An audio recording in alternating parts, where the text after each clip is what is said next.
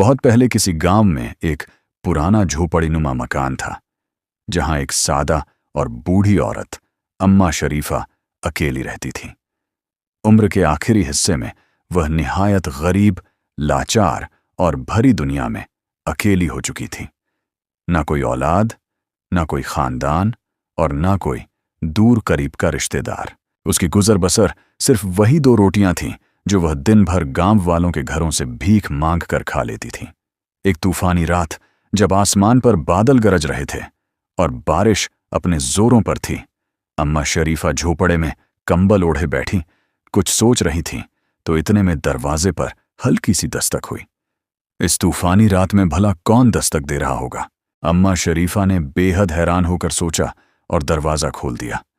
बाहर दूर दूर तक कोई नहीं था, सिर्फ एक पुराना मिट्टी का घड़ा पड़ा था।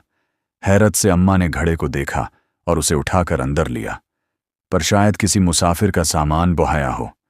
यही सोचकर अम्मा अंदर ले आई और उसे एक कोने में रखकर सो गईं। सुबह जब अम्मा ने घड़े को देखा तो हैरत से उसकी आंखें बाहर निकल आईं।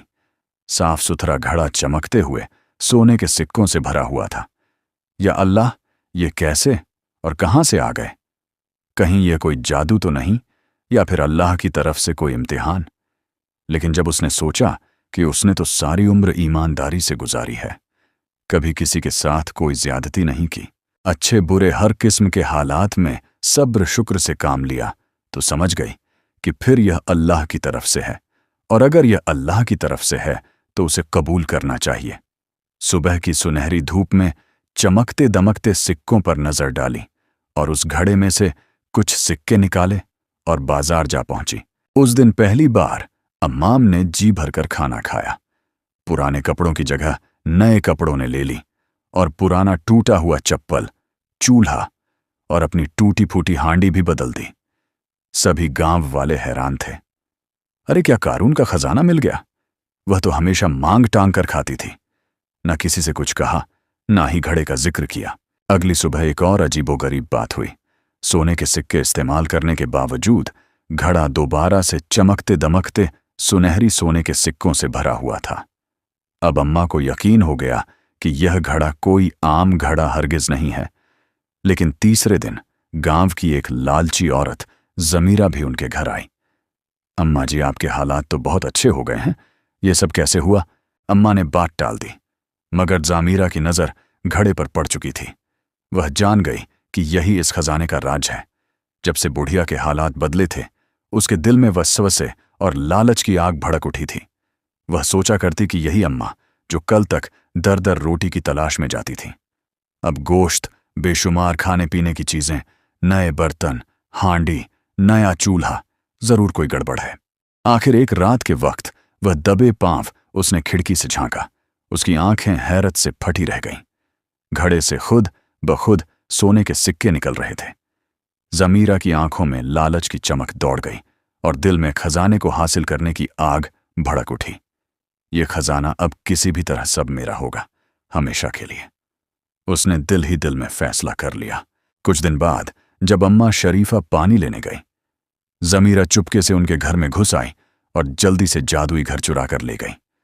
वह खुशी से हंसते हुए अपने घर पहुंची और रात को जब सब घर वाले सो गए तो चुपके से वह उठकर घड़े के पास आ बैठी।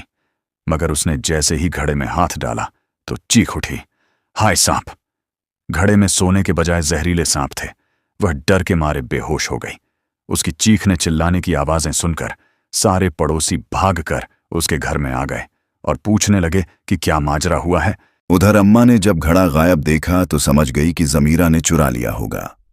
वह आराम से अपने बिस्तर पर लेट गई और सोचने लगी कि लालच बुरी बला है, इंसान को अच्छा बुरा कुछ नजर ही नहीं आता। उसी शाम गांव के बुजुर्ग अम्मा फकीरा के पास जमा हुए। अम्मा, यह क्या मामला है? अम्मा ने सबको असल माजरा बता दिया और साथ ही नरमी से जवाब दिया, यह घड़ा जादुई था, मगर यह सिर्फ नेक दिल लोगों के लिए था। जो लालच करता है उसके लिए यह झर बन जाता है। बुजुर्गों ने फिर अम्मा से पूछा, वरना यूं तो सारा गांव लालच में बर्बाद हो जाएगा। अम्मा उठकर घड़े के पास गईं। घड़े को हाथों में पकड़ा और कहने लगी, ऐ अल्लाह, अगर यह मेरा इम्तिहान है तो फिर मुझे इसमें सरखरू करना। और फिर कहते साथ ही उसने घड़ा कुएं में फेंक दिया। उस रात अम्माम बहुत सुकून की नींद सोई, मगर रात के किसी पहर में अम्माम फकीरा को एक ख्वाब ने जगा दिया। वह खुद को एक नूर भरे मैदान में खड़ी देख रही थी, जहां दूर से वही सुनहरी बहुत बड़ा घड़ा चमक रहा था और उसके गिर्द रोशनियों का एक हल्का बना हुआ था और एक सफेद लिबास में मलबूस बुजुर्ग उसकी तरफ बढ़ रहे थे। अम्मा उनके कदमों में बैठ गईं। हजरत, मैंने वह घड़ा लौटा दिया क्योंकि लालच ने मुझे डरा दिया था। बुजुर्ग ने मुस्कुराते हुए फरमाया, तुमने दुरुस्त किया, वह इम्तिहान था। तुमने शुक्रगुजारी दिखाई और राज रखा। तुम्हारी किस्मत तो अब नए सिरे से शुरू होने वाली है। जब सुबह तुम आंख खोलोगी, कुएं के पास तुम्हारा एक नया तोहफा इंतजार कर रहा होगा। मगर याद रखो, यह नेमत सिर्फ तुम्हारे लिए नहीं बल्कि सारे गांव के लिए है। यह कहते ही चारों तरफ रोशनी फैल गई और ख्वाब टूटा। बुढ़िया की आंख खुली तो उसका दिल तेजी से धड़क रहा था। उसने जल्दी से कुएं की तरफ चल पड़ी। वहां कुएं के किनारे एक चमकदार संदूक पड़ा था। बुढ़िया ने जैसे ही संदूक खोला तो उसके अंदर ना सोना चांदी थे और ना ही कोई दौलत, बल्कि एक खत रखा हुआ था, जिसके साथ एक नरम मुलायम रेशमी और चमकदार चादर, कुछ सूखे मेवे और एक छोटा सा मिट्टी का दिया वहां मौजूद था। अम्मा ने खत निकाला और पढ़ने लगी। ऐ सब्र शुक्र करने वाले, लालच के आगे झुकने से इनकार किया। तूने इम्तिहान को पहचान लिया और सब्र और शुक्र के साथ उसे बर्दाश्त किया। अब यह तोहफा सिर्फ तेरे लिए नहीं बल्कि उन सबके लिए है जिन्होंने जिंदगी भर फाके किए। खत में आगे लिखा था, संदूक के नीचे एक कमरा है जहां तेरे गांव के गरीब बच्चों, बूढ़ों और बेवाओं के लिए हमेशा का रिज रखा गया है। उस कमरे की मुहाफिज बनेगी, ना कि मालिक। अगर कभी कोई लालच करेगा तो यह कमरा हमेशा के लिए बंद हो जाएगा। उसने संदूक के नीचे देखा तो वाकई एक कमरा था। जैसे ही दाखिल होते ही वह हैरत से साकेत हो गई। मिट्टी की दीवारों वाले उस कमरे में अनाज, कपड़े, दवाइयां, बर्तन, किताबें और गर्म चादरें, गरज दुनिया की सभी नेमतें तरतीब से रखी थीं, जैसे किसी ने सालों की जरूरतें पहले से जमा कर रखी हों।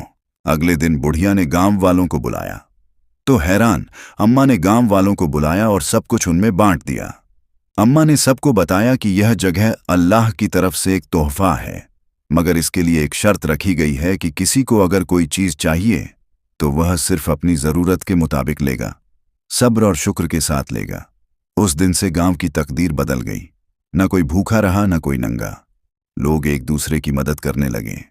बुढ़िया को सब अम्मी खजाने वाली कहने लगे, जिसका दिल सोना था मगर हाथ हमेशा खाली रहते।